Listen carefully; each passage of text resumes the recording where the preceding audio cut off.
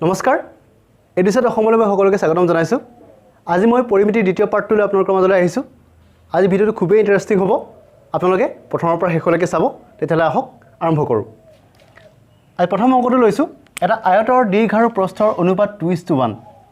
আয়তটোৰ পৰিসীমা 18 সেন্টিমিটাৰ হ'লে আয়তটোৰ দীৰ্ঘ আৰু প্ৰস্থ কিমান হ'ব আমাক অপচন দিয়া আছে ABCD ঠিক আছে এতিয়া আপুনি লক্ষ্য কৰিছে ইয়াতে আয়তটোৰ দীৰ্ঘ আৰু প্ৰস্থৰ অনুপাত দিয়া আছে অনুপাত দিছে কিমান 2:1 এটো কিন্তু আয়তৰ প্ৰকৃত দীৰ্ঘৰ প্ৰকৃত প্ৰস্থ নহয় ঠিক আছে এটা আপুনি কি কৰিব যেতিয়া আমাক অংকত এনেকুৱা অনুপাত দিয়া থাকিব তেতিয়া আমি কি কৰিম আমাৰ ইমিডিয়েট কামটো কি হ'ল আমি কি কৰিম সেই অনুপাতটোৰ লগত কিবা এটা আখৰ পূৰণ কৰি পেলাই আমি ধৰি ল'ম দিশটো 2x ধৰি ল'ম আমি দিশটো আমি l বুলি লিখিম 2x আৰু প্ৰস্থ ধৰি ল'ম ব্ৰেডটো ধৰি ল'ম 1x সাধাৰণতে 1 টো নিলিখে আৰু আপোনালোকৰ সুবিধাৰ কাৰণে মই কৈ দিছোঁ আমি x ধৰি দিছোঁ লগত দেখিছেনে কথাটো এটা কথা মন কৰিব যে ইয়াত আখৰ কিন্তু একেটাই পূৰণ কৰিব যদি ইয়াত x পূৰণ কৰিছে ইয়াতো x এ দিব ইয়াত যদি y দিয়ে ইয়াতো y এ দিব আখৰকেইটা কিন্তু একে দিব লাগিব আখৰটো ঠিক আছে এটা আমি কি কৰিলোঁ দৈৰ্ঘ্য ধৰিলোঁ 2x প্ৰস্থ হৈ গ'ল 1x এটা এইটো আমাৰটো প্ৰকৃত দৈৰ্ঘ্যৰ প্ৰকৃত প্ৰস্থ নহয় আমি সেইকাৰণে x ধৰি লৈছোঁ আমি উলিয়াবলৈ গৈ আছোঁ ঠিক আছে এইটো ধৰি লওক এইটো আয়ত ক্ষেত্ৰটো এইটো দৈৰ্ঘ্য 2x প্ৰস্থ হৈ গ'ল 1x আৰু আমাৰ পৰিসীমা দিয়া আছে 18 সেন্টিমিটাৰ এতিয়া আমি দীৰ্ঘ আৰু প্ৰস্থ উলিয়াব লাগে ঠিক আছে এতিয়া আমি কি কৰিম আয়ত ক্ষেত্ৰৰ যেটো আমাৰ পৰিসীমা সূত্ৰ আছে সেইটো আমি আৰম্ভ কৰিম আমাৰ সূত্ৰটো কি আছিল 2 * l + b এটা আয়তৰ পৰিসীমা আৰু পৰিসীমা দিয়া আছে পৰিসীমা কিমান দিয়া আছে 18 সেন্টিমিটাৰ ঠিক আছে 2 l মানে কিমান আছে 2x বহুৱাই দিয়ক প্লাস b আছে 1x 18 সেন্টিমিটাৰ এটা দুটা যোগ কৰি পূৰণ কৰি দিম 2 * 1 = 3 * 2 = 6 6x = 18 সেন্টিমিটাৰ এটা কি হ'ব আমি x টো লিয়াব লাগে আমাৰ x টো মাত্ৰ লিয়ালে হৈ গ'ল কামটো এটা কি কৰিম x ক 6 টো পূৰণ হৈ আছে 6 18 ঘন কৰি দিয়ক ঘন কৰিলে কি হ'ব মই এফালে কৰি দিছোঁ x = 18 সেন্টিমিটাৰ ডিভাইডেড বাই 6 কিমান হ'ব 6 * 3 = 18 উত্তৰ হ'ব কি কিমান 3 সেন্টিমিটাৰ নহয় জানো তা x মানটো কি ল'ব আমাৰ x মানটো হৈ গ'ল 3 এটা আমি কি কৰিম আমি দৈৰ্ঘ্য কিমান হৈছিল 2x x মানটো কি পাইছো 3 পালো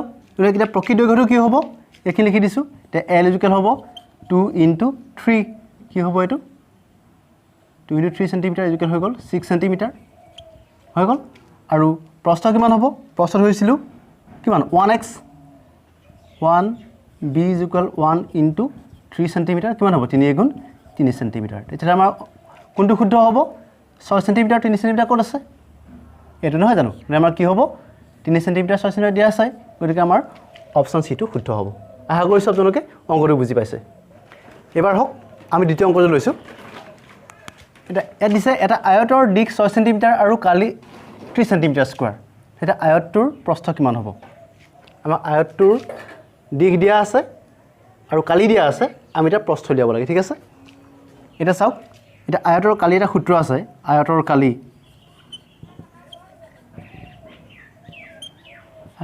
উলিয়া এটা সূত্ৰ আছে সেইটো মন ৰাখিব দিশ পূৰণ প্ৰস্থ আপুনি দীৰ্ঘৰ লগত প্ৰস্থ পূৰণ কৰিলে আপুনি আয়তৰ কালি পাব দীৰ্ঘৰ জায়গাত l লিখিব পাৰে আৰু প্ৰস্থৰ জায়গাত আপুনি b লিখিব পাৰে তাৰমানে দীৰ্ঘ আৰু প্ৰস্থ পূৰণ কৰিলে কি হয় আয়তৰ কালি পায় ঠিক আছে এটা আমি এইটো সূত্ৰ কৰি আমি অংকটো উলিয়াই পেলাম এইটো ফৰ্মুলাতে এটা আমাক দিয়া আছে কি দিশ দিয়া আছে কিমান l দিয়া আছে 6 সেন্টিমিটাৰ আৰু আমি b টো নাজানো প্ৰস্থ লিয়াব লাগে আমাক কালি এৰিয়া দিয়া আছে কিমান 30 সেন্টিমিটাৰ স্কয়াৰ ঠিক আছে এটা আমি সূত্ৰটো আৰম্ভ কৰিম আয়তৰ কালি কেনেকৈ লিয়াই a = l * b তে এই জায়গাত কি বহিব কালি দিয়া আছে কিমান 30 সেন্টিমিটাৰ স্কয়াৰ 30 সেন্টিমিটাৰ স্কয়াৰ বহাই দিয়ক l ৰ জায়গাত 6 সেন্টিমিটাৰ বহাই দিয়ক আৰু b টো b কৰি ৰাখক আমি b টো উলিয়াব লাগে ঠিক আছে এটা b টো উলিয়াব লাগিব গতিকে কি কৰিম এই দিশটোৰে এই সংখ্যাটো এইটোৰে আমি হৰণ কৰিলে হৈ গ'ল তাৰমানে b উলিয়াব b টো তে ওলাই যাব b কিমান হ'ব তেতিয়া হ'লে আপুনি এই যেটো আমাৰ দিশ দিয়া আছে দিশটোৰে যাক হৰণ কৰি দিয়ক 30 সেন্টিমিটাৰ স্কয়াৰ ডিভাইডেড বাই কিমান 6 সেন্টিমিটাৰ 6 5 গুণ 30 কিমান থাকিব আমাৰ 5 সেন্টিমিটাৰ তেতিয়া আমাৰ কোনটো অপচন শুদ্ধ হ'ব অপচন এ শুদ্ধ হ'ব আপুনি পৰীক্ষাত এইবোৰ কথা দৰকাৰ নাই আপুনি কি কৰিব যদি আপোনাক দিশ বা প্ৰস্থ কোনবা দিয়া থাকিবই লগত কালি দিয়া থাকিব তেতিয়া লগালগ কি কৰিব আপুনি লগালগ যেটো আমাৰ দিয়া আছে সেইটো হৰণ কৰি দিব ধৰক আপোনাৰ যেনিবা প্ৰস্থ দিয়া আছে প্ৰস্থ আপোনাক দিয়া আছে আপুনি দিশটো উলিয়াব লাগে তেতিয়া আপুনি কি কৰিব লগালগ কালিটোক প্ৰস্থটোৰে হৰণ কৰি দিয়ক এতিয়া চাওক আপোনালোকক মই দেখাই দিছোঁ বস্তুটো বুজিবৰ কাৰণে কনচেপ্টৰ কাৰণে মই কৈ দিছোঁ চাওক আপোনাৰ সূত্ৰটো হৈ গ'ল a = l * v তাৰমানে আপুনি কালিটো উলিয়াবৰ কাৰণে লেংথ আৰু ব্ৰেথ পূৰণ কৰিব লাগিব ধৰক আপোনাক পৰীক্ষাটো মই এনেকৈ দিয়া আছে ধৰি ল'লোঁ মই এটা আয়তক্ষেত্ৰৰ কালি দিয়া আছে এইটো 60 চেণ্টিমিটাৰ স্কোৱাৰ তাৰ বেছ দিয়া আছে 6 চেণ্টিমিটাৰ আপুনি এলটো উলিয়াব লাগে মানে লেংথটো উলিয়াব লাগে এতিয়া আপুনি এইটো ফৰ্মুলাত কৰি থকাৰ দৰকাৰ নাই আপুনি কি কৰিব চিধা যিটো আপোনাক দিয়া আছে সেইটোৱে হৰণ কৰি দিয়ক এতিয়া 60 আপুনি যদি 6 হৰণ কৰি দিয়ে কিমান হ'ব 10 বাৰ গ'ল তাৰমানে কিমান হ'ব 10 চেণ্টিমিটাৰ হ'ব ডাইৰেক্ট ওলাই আছে উত্তৰটো গতিকে আপুনি দীঘলকৈ কৰি থাকিব নালাগে আপোনাক যিটো দিয়া থাকিব সেইটোৰে আপুনি লেংথ বা বেছ যিটো দিয়া থাকিব আপুনি সেইটোৰে এইটো হৰণ কৰিলে আপুনি বিচৰাটো পাই যাব বুজি পাইছে এতিয়া পিছৰ অংকটো লৈছোঁ এটা আয়তৰ দিশ প্ৰস্থৰ দুগুণ আয়তটোৰ কালি 18 চেণ্টিমিটাৰ স্কোৱাৰ হ'লে পৰিসীমা হ'ব ইয়াত দিয়া আছে অপশ্যন আমাৰ ঠিক আছে এতিয়া আমি আয়তটোৰ দীৰ্ঘ আৰু প্ৰস্থ আমি নাজানো হয় নহয় আমাক এটা সম্পৰ্ক দিছে যে দিশটো প্ৰস্থৰ দুগুণ এতিয়া আমি কি কৰিম ধৰি ল'ম আয়তটোৰ প্ৰস্থ x ঠিক আছে প্ৰস্থ x ধৰিলোঁ এতিয়া দিশটো কিমান হ'ব ইয়াৰ দুগুণ বুলি কৈছে এতিয়া দিশটো কিমান হ'ব 2x বুজি পাইছে কথাটো প্ৰস্থটো x ধৰিলোঁ আপুনি কি কৰিব চাওক ইয়াত য'ত ৰটো দিয়া থাকে দিশ প্ৰস্থৰ দুগুণ য'ত ৰটো লাগি আছে আমি সেইটোকে x ধৰি ল'ব x বা y কিবা এটা আখৰ আপুনি ধৰি ল'ব কোনটো ধৰিব য'ত ৰটো লাগি থাকে ঠিক আছে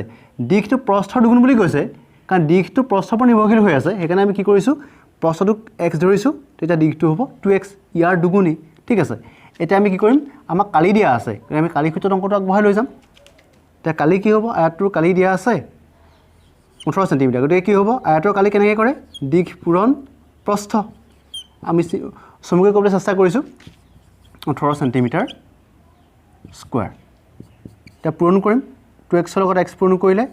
2x স্কোৱাৰ হ'ব = 18 চেণ্টিমিটাৰ স্কোৱাৰ x স্কোৱাৰ 2 ৰে 18 হৰণ কৰি দিয়ক 2 ৰে 18 হৰণ কৰিলে কিমান হ'ব 18 চেণ্টিমিটাৰ স্কোৱাৰ